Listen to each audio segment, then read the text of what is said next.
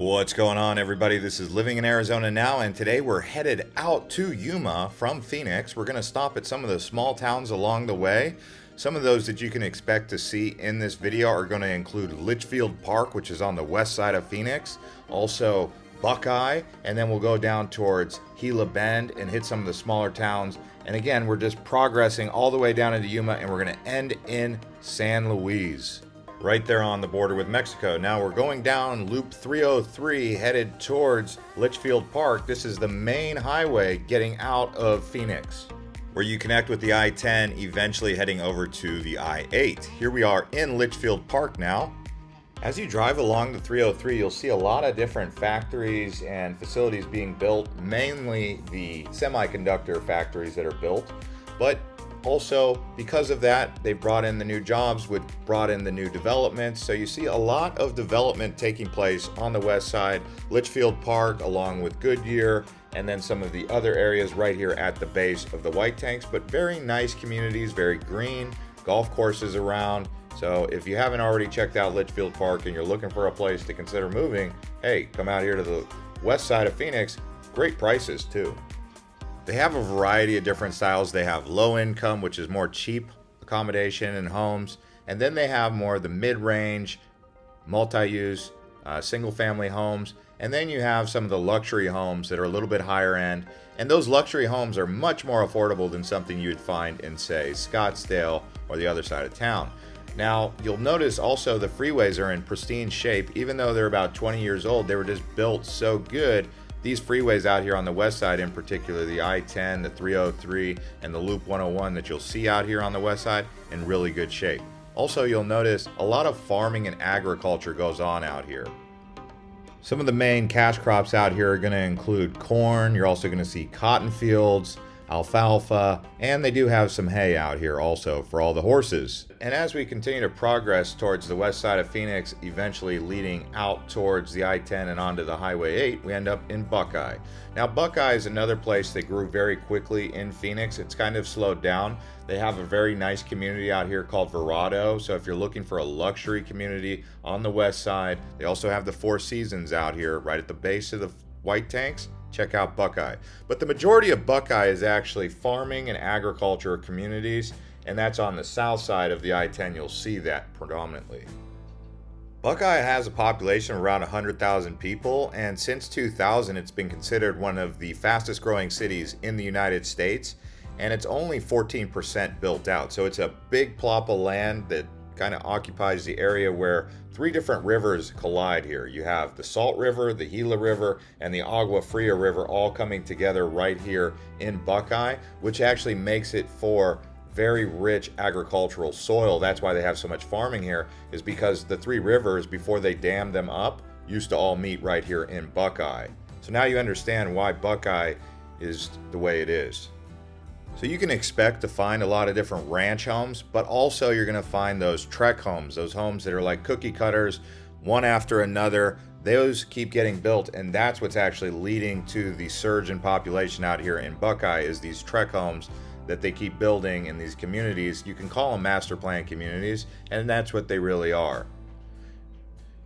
And if you wanted a new build like this out here in Buckeye, you can expect to pay anywhere between $350,000 and $450,000 for a home like this. This is typically 3 bedrooms, 2 baths. You can get them bigger. You can also get a 2-story house. Just keep in mind that a 2-story house in Arizona is harder to cool with air conditioning when the air has to travel up 2 flights of stairs. Now you can see the rivers and the canals out here in Buckeye, from the Salt River and the other river tributaries that ultimately lead to the Colorado River, which is where we're going. And down there in Yuma, where we're headed, you'll see there's a lot of agriculture going on down there, because that's right where the 4 rivers all came together before it went into the Sea of Cortez. And now we're headed out onto Highway 85 before we'll ultimately get onto Interstate 8, which will take us a few hours to get down to Yuma. But before we do all that, we're going to stop in Gila Bend and show you this place. Now, the reason it's called Gila Bend is because this is where the Gila bends in the river. Okay, you'll notice if you look on a map, the Gila River bends. So the Salt River, the Agua Fria, ultimately lead into the Gila River. The Gila River at that point then leads down to the Colorado River. For some of you, you may recognize this route because this is the same route you take to get to Rocky Point, Puerto Penasco, Mexico. Now, Gila Bend is not the best place to stay for anything. Really, I'm not recommending that you stop here and spend the night or anything, but it's a pit stop. This is typically where people stop to get some snacks at the convenience store, get some food at A&W or one of the local mom and pop shops, get a burritos or tacos. Just a small town. It's a pit stop along the way for, like I said, stopping to get a Red Bull or a Gatorade or a cup of coffee. So that's what you're looking at here. It's a really small, sleepy town that hasn't grown. Nothing against Gila Bend. It's just not too much going on down here. But it is something you will see on the way to Yuma, or if you were to go to Mexico, you'd also see it. The difference is when you go down Highway 85, you go towards Highway 8, towards Yuma, which would ultimately lead towards San Diego, by the way. This is the same route. One thing I will say about living out in Gila Bend, if you're looking for cheap housing and affordable prices, you can really find that out here in Gila Bend and these other towns that we're going to show you. Some of these other towns along the way are a little bit smaller. There are definitely pit stops also if you needed some gas or something, maybe stop at an Exxon Mobil. But that's really what you're going to see once you get past Gila Bend out here on the Interstate 8. So Sentinel here, not much to see, but hey, it's a stop and it's really out in the middle of the desert. And the reason we like to show you this is because this is what the desert looks like out here in western Arizona. There's pretty much no trees and it really looks like another planet. I mean, it looks like the moonscape or Mars out here, really. I mean, it's so hot in the middle of the summertime, you really wouldn't want to be out here in the afternoon, probably from around 9 in the morning or 10 in the morning until around 6 p.m. It's that hot. Now, when I say there's not really any trees, what I basically mean is that there's no trees that really grow out here naturally, aside from maybe a ironwood, a mesquite, or a palo verde, but no real tall trees.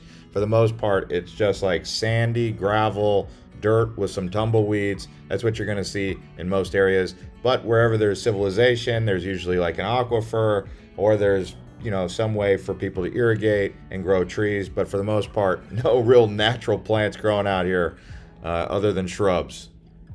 And what you're really looking at here is the Sonoran Desert. Now, the Sonoran Desert actually connects right next to Mojave Desert, which takes up northwestern Arizona, parts of Nevada, and then California. Now, the Sonoran Desert actually takes up southeastern California, southwestern Arizona, and then parts of Mexico, which include the Baja, all the way on down to Sonora, Mexico, and even closer towards Hermosillo area. So Sonoran Desert, which you're looking at right here, it's very diverse. It has areas where it's loaded with desert vegetation and chaparral highlands with saguaros, and then it has areas like this where it looks like a moonscape. Now, one thing I do want to tell you, it's extremely hot out here. This is one of the hottest places on planet Earth. You know, you always hear about the Death Valley, which is out there in the Mojave, but here in the Sonoran Desert, it can get real hot, especially as you get closer to the Colorado River.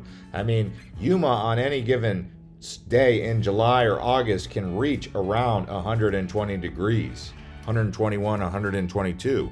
It's a little bit hotter than Phoenix actually in Yuma. And places like this in Tacna, those are also very, very hot. Now, in the winter time, people come from far and wide. They come from Canada or Minnesota to get away from the snow. They bring their motorhomes down to this area. Many of you probably already know about Quartzsite. Quartzsite's actually along I-10. There's two different routes you could take to get to Yuma. The other one would involve going I-10 to Highway 95 down to I-8 eventually, or you take the route that we took, 85 to 8.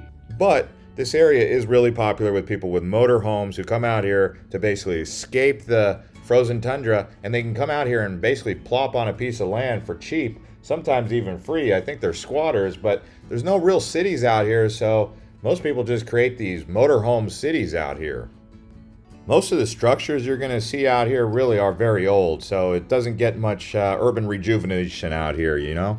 And the people who do live here, they're basically farmers, because there's not much economy, that's the truth. I mean, aside from working at an Exxon Mobil station or maybe a motor home park, you're not going to really see too much economic value going on out here other than ag. And the truth be told, anywhere in Arizona, you see a Dollar General as the main place to go get commodities and goods, then you basically know not too much economic activity going on. They would say that about a Walmart in a little larger area, but this place like this, they don't have a Walmart for anywhere going in either direction. You basically have to go back to Phoenix area, to Phoenix Metro, or you would go down to Yuma to get a large department store, because there's not much in between here. I mean, the population density is extremely sparse, which to some of you might be like, hey, what's this place again?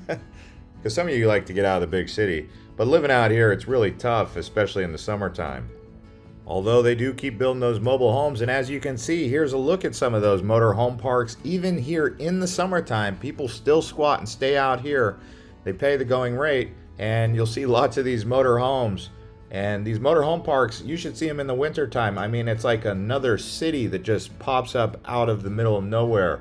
And you know, they don't have much Walmarts or places to get food, so you're wondering where all these people are getting all their goods and commodities. Well, they head down to Yuma. And here we are actually in the metro area of Yuma, you could say. This is Fortuna Foothills, a very popular place with retirees. So if you're looking to retire and you want to go down to Yuma, you want to save a little bit of money, head out to the Fortuna Foothills. This is right here along the border with Mexico. So it's very cheap land actually, because it's arid desert. It's also far away from major cities. But Yuma does keep popping up as one of those fast-growing places. It's actually considered one of the sunniest places on Earth. I think if you look on Google and you type in the sunniest place on Earth, Yuma comes up. So if you like bright blue skies and not much to do other than just kind of hang out with some other people in motor homes or mobile homes even, then Fortuna Foothills and the Yuma area is going to be for you. Check this place out. Now, some of you may be asking, would I personally live out here in Fortuna Foothills or Yuma? I would say it's possible if the price is right. For example, if I'm working for Border Patrol, or if I'm, out here because my family, or I've got a big piece of farmland, sure. Would I retire out here? Well, I don't know. I'm not really big on this area because I like entertainment, being that I'm 40. But the people that do live out here, if you ask them, how do you like it? They'll say, I love it. So it's very loved among the people who live here, and there's actually a reason why it exists to begin with. So for me, it's not necessarily my cup of tea because I can think of better places that I would rather be, but the people that do live out here, they love it. And now we're finally heading into Yuma here. You can see where all the rivers meet, the Colorado and River. Basically, that river basin leads to the Sea of Cortez, and along that area you're going to see lots of farmland. If you went down into Mexico, very fertile soil.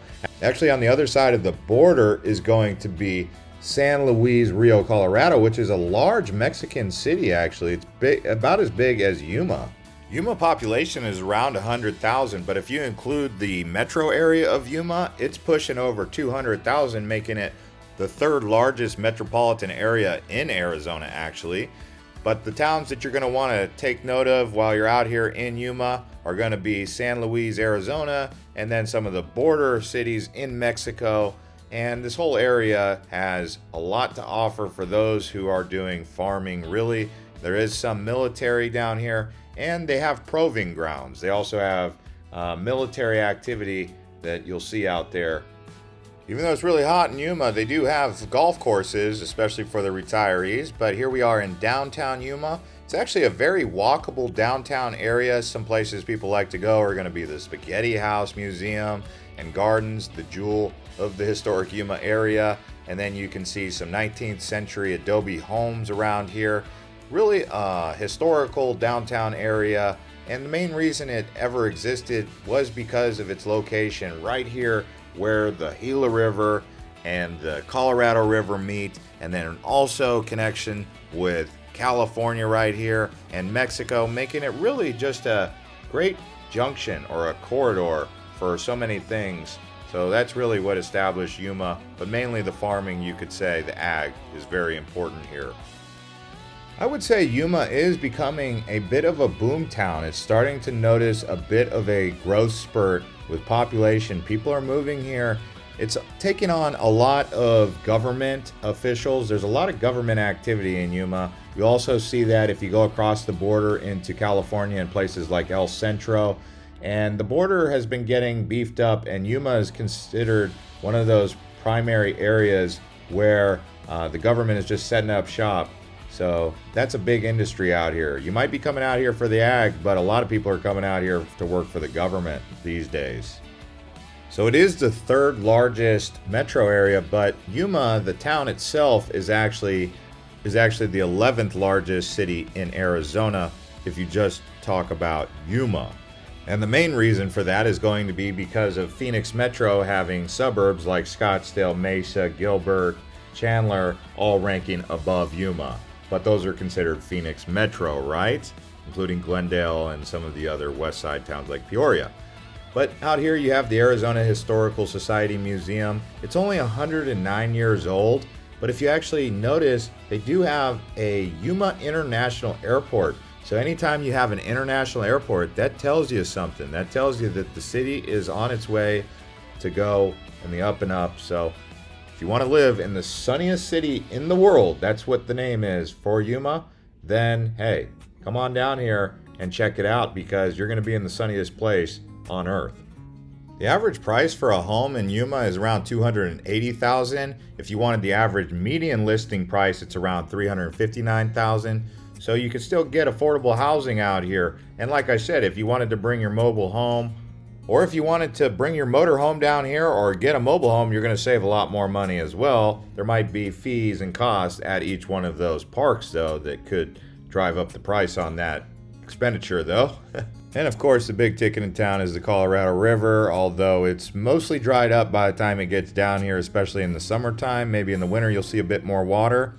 But that's because you've got Lake Powell, you've got Lake Mead, which is actually kind of drying up, and then you have Lake Havasu, and then you have all of the farms in between that keep diverting off the Colorado River. And if you actually think about how powerful the Colorado River was before it got dammed up, if you look right down there towards the Baja and Mexico, you'll see the Sea of Cortez. You'll be like, dang, I wouldn't be surprised if the Colorado River carved that out. So at some point in time, you'd almost think that the runoff and the erosion from the Colorado probably would have swallowed up what is now Yuma, and it would be basically beachfront property out here in Arizona. Even though that would likely take a couple hundred years. What's his name? George Strait said, if you'll buy that, I'll give you some oceanfront property in Arizona. He'd have to pay up, right? Just south of Yuma a bit is a town called Somerton. This is right in between San Luis, Rio, Colorado, and Yuma. So it's right there in southwestern Arizona. If you actually look at how the map is structured, Somerton, if it was in the California side of the Colorado, it would actually be Mexico, because Arizona kind of has this little peninsula that fingers down a little bit, and then it becomes a straight line for a bit after the Colorado. But yeah, Somerton, it's a part of Arizona right now, and you can see it's got a little bit of life to it. And from Somerton, we're actually going to head down to the actual border. This here is San Luis, Arizona. So you've got San Luis, Rio, Colorado, and then San Luis, Arizona. So the other side is definitely Mexico. And yeah, you get to see what it's like down here on the border. A lot of people come down here and film documentaries just to tell the story about what they see going on down here. Some of you may know about the shipping container walls that they were trying to build that they removed. A lot of that was happening down here towards Yuma and the San Luis area. So yeah, it's gotten a lot of attention. Most people in Arizona don't actually venture down this way because the only time they actually come down to Yuma is to go through San Diego or maybe visit some relatives. But going south of there, there's no real reason unless you're trying to go towards the biosphere, El Golfo or something like that, or Guadalupe, Victoria, but most people are not trying to go down there. In fact, if you were to try and go to a place like San Felipe, you'd probably head over towards Calexico and then cross the border into Mexicali and then head down 5 into Mexico, all the way down to San Felipe. And that's a popular place for tourists, actually. So if you're looking for an alternative to Puerto Penasco that's not too far away from Arizona, it's on the actual east side of the Baja. So you've got the Sea of Cortez. It's right there towards the top. Very beautiful small town in Mexico. Check out San Felipe. But out here in San Luis Rio, Colorado, there's no real reason to come down here. But if you did and you wanted to see the border situation, this is what you'd get. The town down here is growing. The problem is there's about a 33% unemployment rate, which is super high for most places around the country. The city itself is very new. It's around 44 years old, so it was founded in 1979. Something else to consider is that the population being 37,000, in 2010 it was 25,000, so it's actually growing quite quickly. So it could become something really quick here, especially being that it's on the border. These towns along the border on both sides, on the US side and the Mexican side, just keep kind of popping up out here in the Sonoran Desert out of nowhere. And even though there's a bit of a water shortage, they still keep building. And with that being said, I hope this was an educational documentary for you guys about the southwestern part of Arizona, going from Phoenix to Yuma. If it was, we ask that you guys please like the video. If you want to support this channel, you can become a channel member and also subscribe to the channel. Those things are the best things you can do to help us.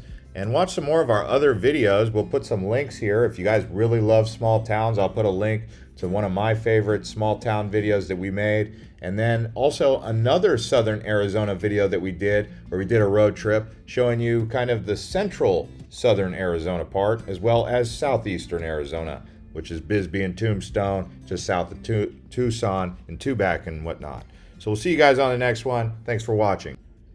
Here is those links to those Southern Arizona and small town videos.